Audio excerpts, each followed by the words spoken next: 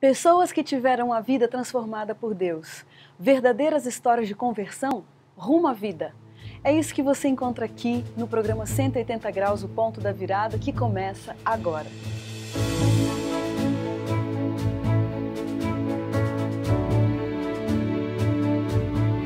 Quando sentimos o toque de Deus na vida, uma mudança acontece.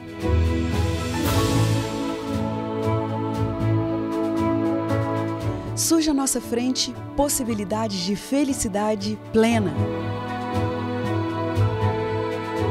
O toque de Deus restaura, renova, refaz.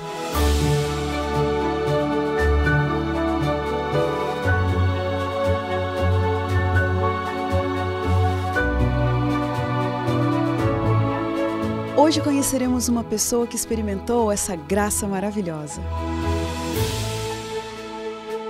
Ela vai nos contar sobre essa mudança de 180 graus que lhe trouxe paz.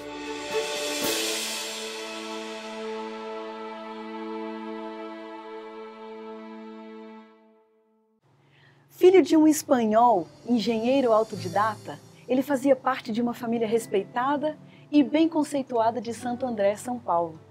Até que um dia, viu seu mundo desmoronar. Em meio a uma situação traumática, o pai foi embora e nunca mais voltou. E agora? Ficaram 9 irmãos e a mãe. Da vida confortável e digna que tinham, pouco restou, e em meio à dor do abandono, parecia tão difícil enxergar uma saída. Mas a verdade é que Deus cuidou dessa família de maneira quase palpável. E o Edson Romero Marques é capaz de ver Deus agindo a todo momento em sua história. Depois de uma virada de 180 graus, ele não resiste. Vê a Jesus Cristo como seu herói e melhor amigo. Tem certeza de que o Evangelho é dos humildes e dos improváveis. Edson Romero, que coisa maravilhosa ter você aqui no nosso programa. Muito obrigada. Alegria por ter minha, vindo. Cleide. Então, Edson, essa sua infância, que foi muito boa num primeiro momento, acabou desmoronando por quê?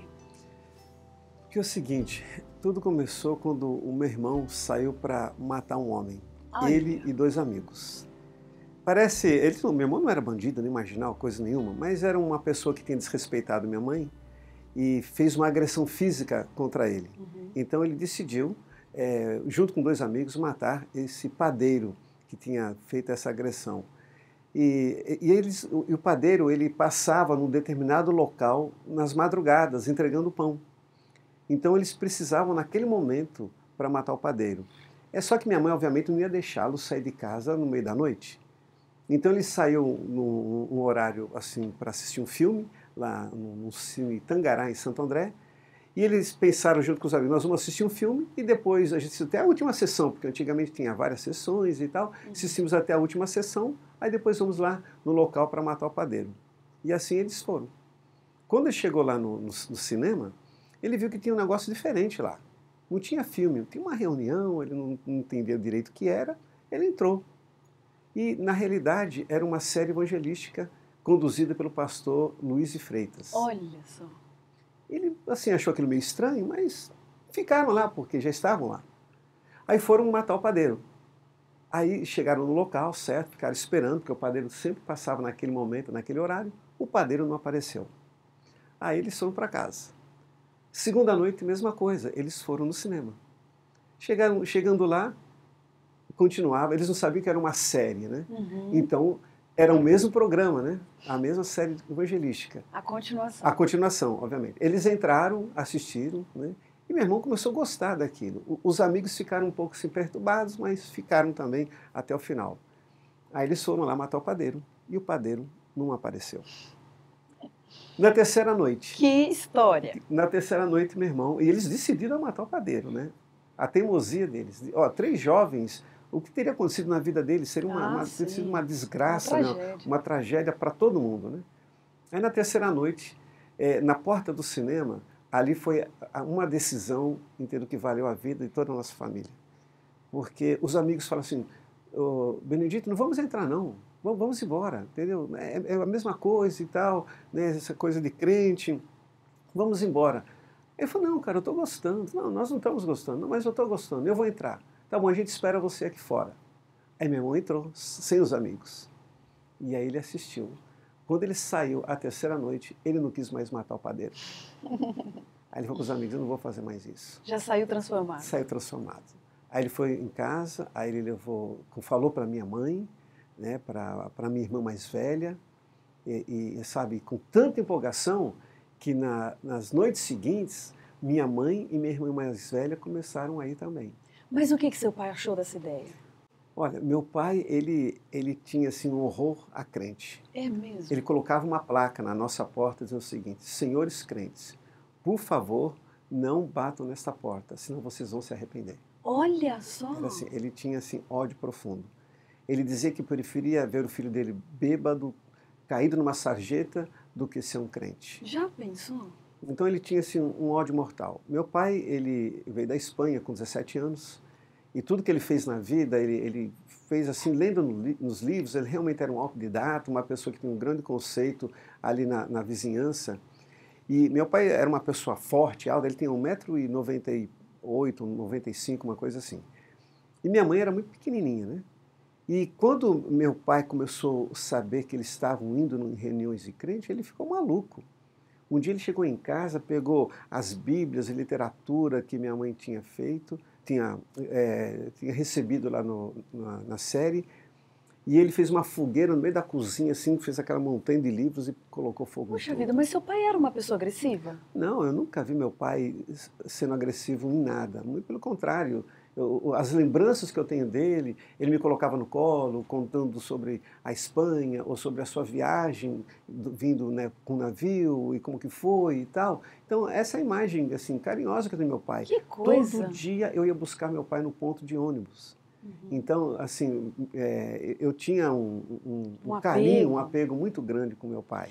E você presenciou, então, essas cenas? Sim, era muito muito E ele ficou triste. também agressivo dentro de casa? Sim, olha, ele assim, às vezes a gente estava esperando ele parar de brigar para a gente tomar café, todo mundo em volta da mesa, e ele discutindo, que não queria de jeito nenhum. Inclusive, quem estava dando o estudo bíblico para minha mãe era a irmã Eni Sarli, esposa do pastor Wilson Sarli. Eles tinham acabado de se formar na faculdade.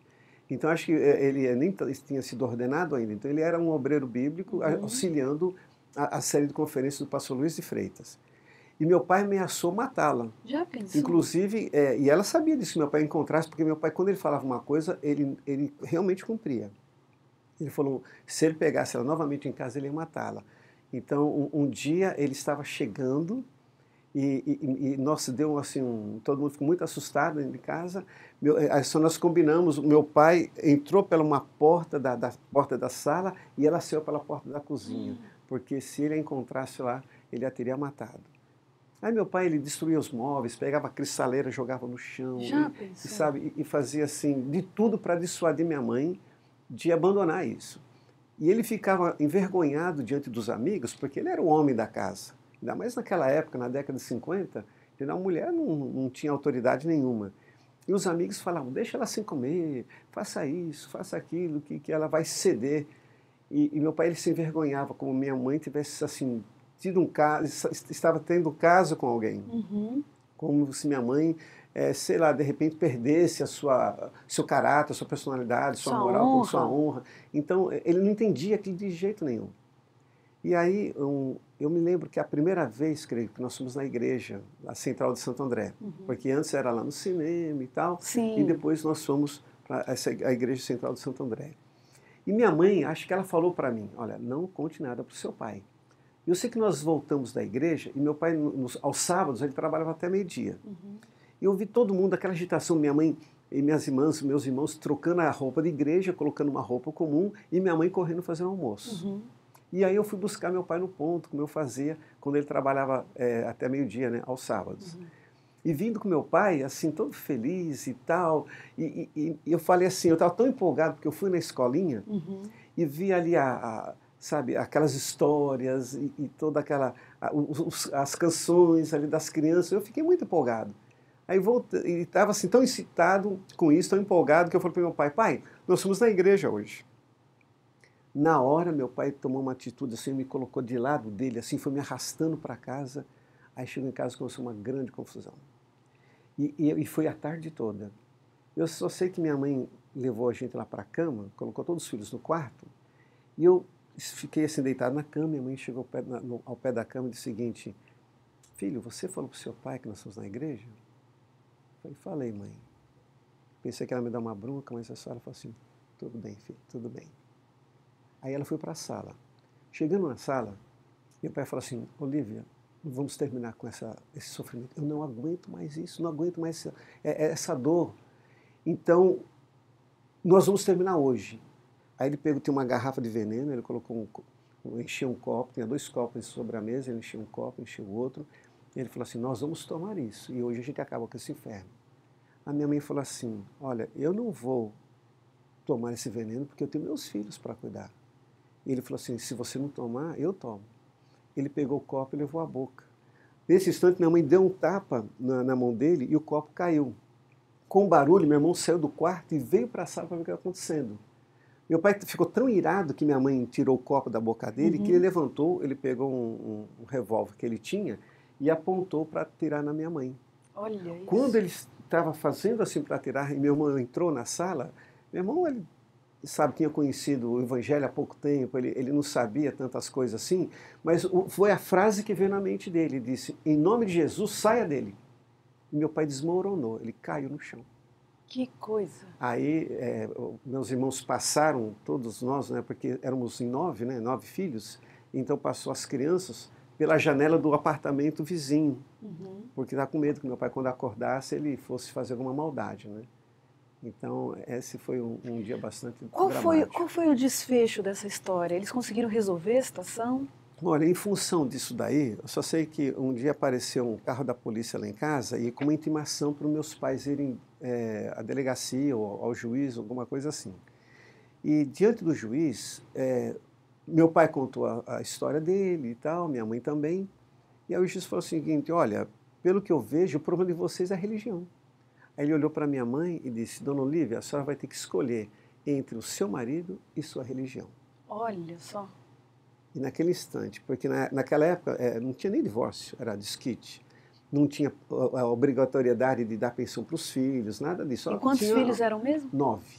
Era só obrigação moral, né? Então, minha mãe falou assim para o juiz: olha, senhor juiz, eu amo muito meu marido, mas eu quero criar meus filhos como cristãos. E a partir daquele instante, meu pai, eles se separaram, né?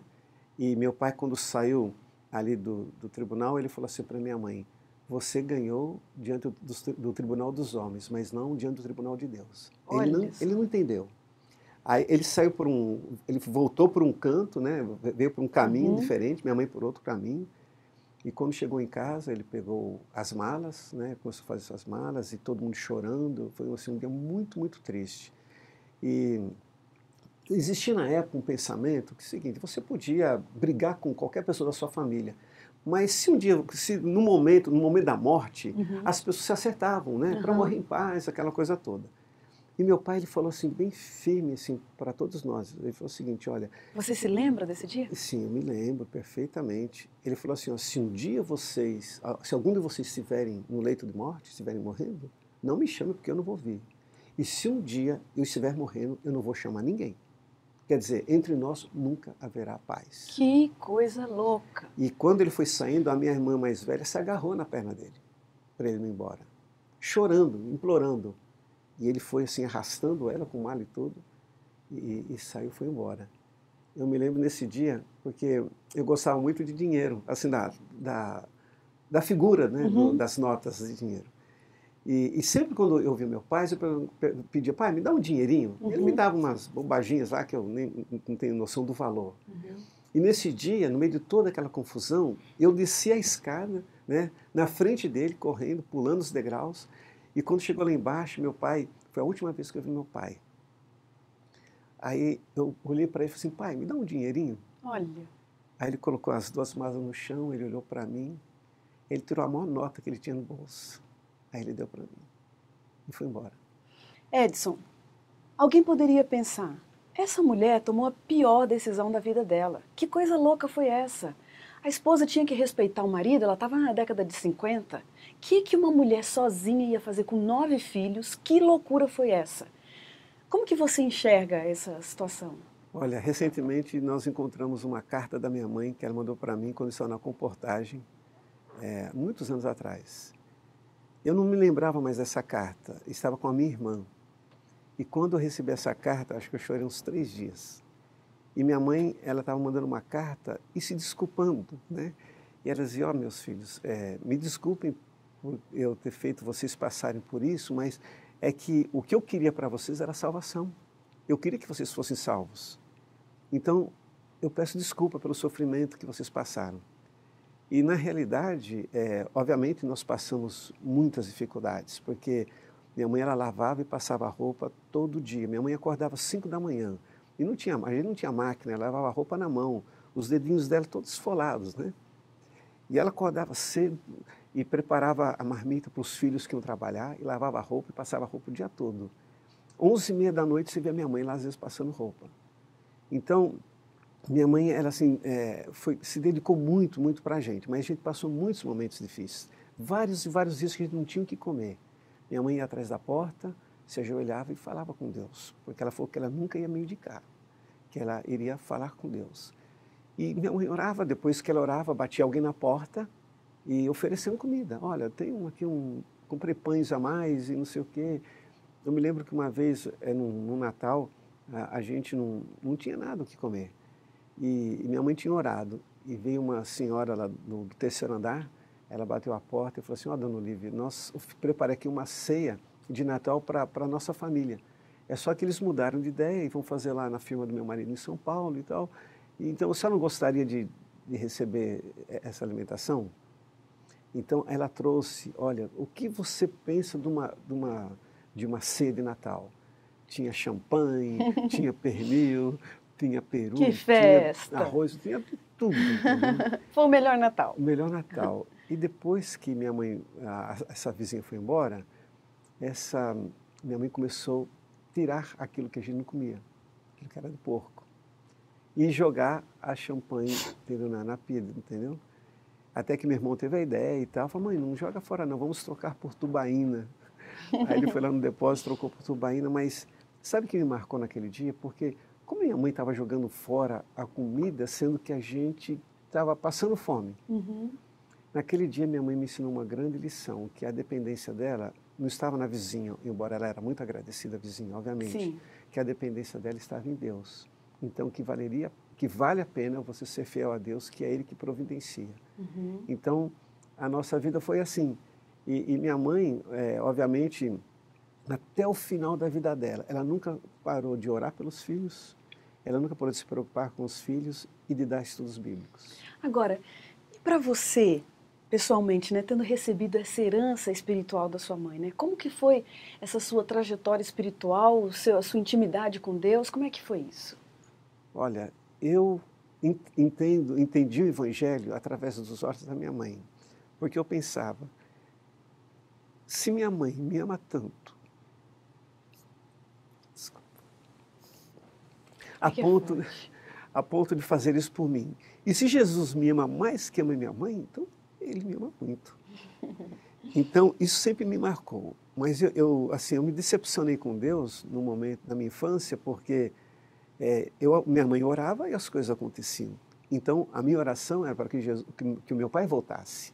E tudo que eu passava na escola, as humilhações, a pobreza, não ter brinquedos, essa vergonha de ser pobre, essa coisa toda, não ter roupa, não ter sapato, não ter nada, eu dizia, porque meu pai foi embora, mas meu pai vai voltar. Eu digo que meu pai vai voltar, tudo isso vai passar.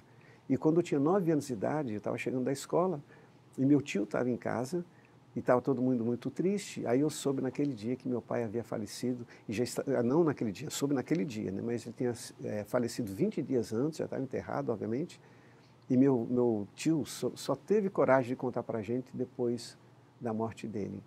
Então, e eu orei tanto, eu tinha 9 anos de idade, e foi a primeira vez que eu me senti decepcionado com Deus, porque Deus não atendeu a minha oração. Mas pensa bem, Você tinha um apego com seu pai, viu seu mundo desmoronar justamente por uma questão religiosa. Agora você tem essa expectativa, se apega a Deus querendo que seu pai volte, recebe essa notícia de que você tinha perdido seu pai, não pôde nem ir ao enterro dele. O que te fez se apegar a Deus e ainda continuar acreditando nesse Deus? Olha, sabe que às vezes no meio de uma tragédia, no meio de tudo, você não tem outra opção a não ser confiar em Deus. O meu consolo foi o seguinte, o que eu aprendi lá na escolinha bíblica, né, na nossa escola, o que eu aprendi é que Deus é nosso Pai. Então eu transferi toda a minha carência de um pai, toda a minha necessidade de um pai a Deus. Então Deus agora seria meu pai, de verdade. Sabe, a pessoa que eu iria conversar, que eu iria desabafar e que eu iria contar as minhas histórias. E ouvir também as histórias dele. Então, foi nisso que acho que cresceu mais ainda meu amor por Deus. E como minha mãe se manteve fiel, mesmo diante de todas essas perdas, né? E, então, eu acho... E também quando eu olhava pelas consequências de uma vida sem Deus, porque meu pai, ele não cedeu mesmo, ele morreu sozinho. E no hospital, uma enfermeira perguntava para ele, senhor Nicolau, o senhor não tem família? Ele falou assim, eu tenho mulher e muitos filhos. E ela desabafava por uma cozinheira do hospital, que na realidade era nossa vizinha, que Olha. não sabia. Uhum. Ela não sabia que era nosso pai. E essa enfermeira dizia, nossa, o senhor Nicolau está falecendo, de uma forma tão triste, profundamente triste. E ele tem família e ninguém veio visitá-lo, porque ele não chamou, nós nunca soubemos disso. Então ele morreu sozinho porque foi a palavra que ele tinha dado. Então isso não vale a pena uma vida sem Deus. Agora, quando você olha para trás, Edson, e vê a sua trajetória, a forma como Deus te guiou e guiou a sua família, com que palavras você descreve o que Deus fez por vocês? Graça. O que é graça? Graça é você receber aquilo que você não merece. E recebe muito mais do que você sonhou, muito mais do que você imaginou. Eu fico pensando o que seria da nossa família sem Deus. Porque Deus é tudo.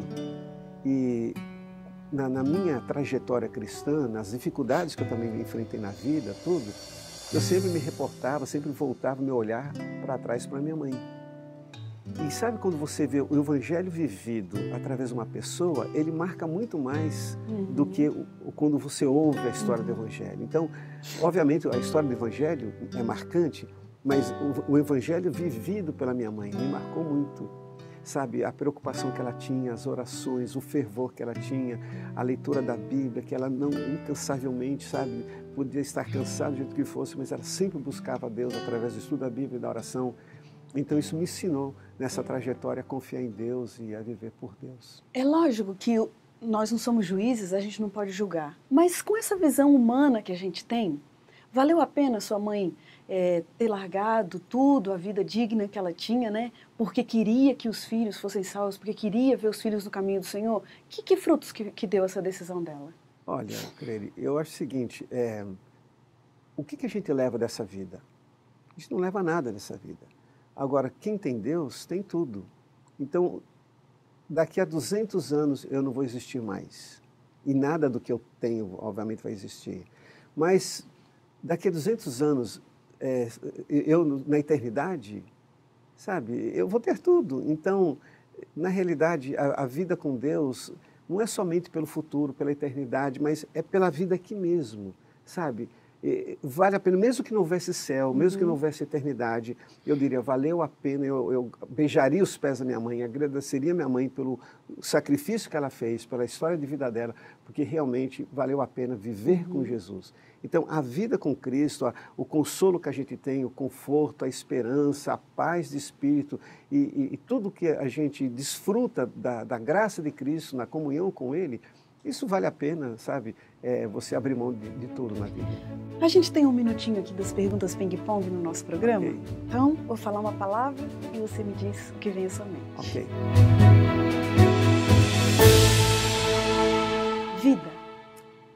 Jesus. Beleza. Jesus. Sucesso. A vida com Jesus. Pai. Deus. Felicidade. Sobre o pai, posso mencionar uma outra coisa rápida? Ok. Pastor Manuel Xavier de Lima. Pecado. Desgraça. Futuro. O céu. Uma música. Canção da vida. Um pedido. Que toda a minha família esteja salva no reino de Deus. Um medo. De perder a salvação. Uma grande verdade. A graça maravilhosa de Cristo Jesus. Uma grande mentira. Felicidade à parte de Cristo. Um versículo da Bíblia que te acompanha. Aquele que habita no esconderijo do Altíssimo, à sombra do Onipotente descansará. Essa é a nossa esperança, né? Edson, você é muito amado, não só por mim, pela minha família, mas por tantas pessoas nesse Brasil que você já tem abençoado com seu ministério. Muito obrigado. Nosso desejo é que essa sua vida, que esse seu testemunho, que esse seu amor por Jesus continue transbordando e abençoando muitas pessoas. Muito obrigada. Nada, querida, eu agradeço o privilégio de estar aqui com você. E a gente termina o programa 180 Graus, o Ponto da Virada, felizes por esse testemunho tão maravilhoso. E como diz o texto bíblico, era preciso que nos regozijássemos e nos alegrássemos, porque esse teu irmão estava morto e reviveu, estava perdido e foi achado. Um grande abraço para você, obrigado pela sua companhia, até a próxima semana.